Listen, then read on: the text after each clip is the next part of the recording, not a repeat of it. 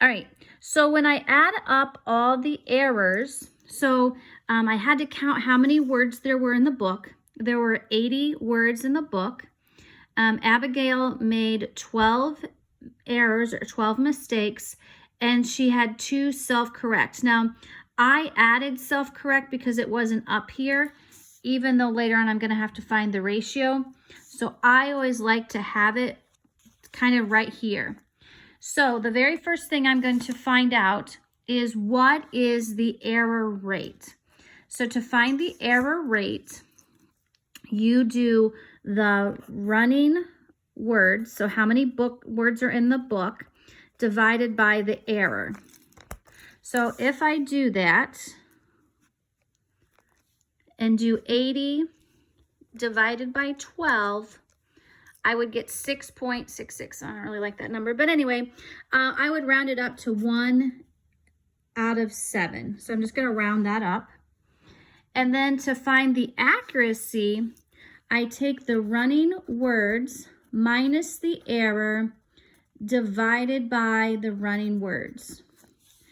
So there's 80 words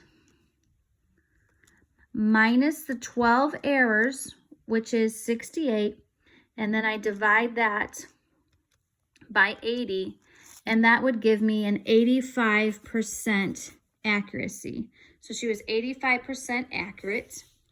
And then last is the self-correct. So remember, we wrote that over here. So again, I would just take the running words and divide it by self-correct. So we have 80 words divided by 2 self-correct. So 1 in 40 words she's self-correcting, which is pretty good. So then I look right here and I figure out, is this text that she just read, is it too easy for her? Is it on her instructional level, or is it too hard?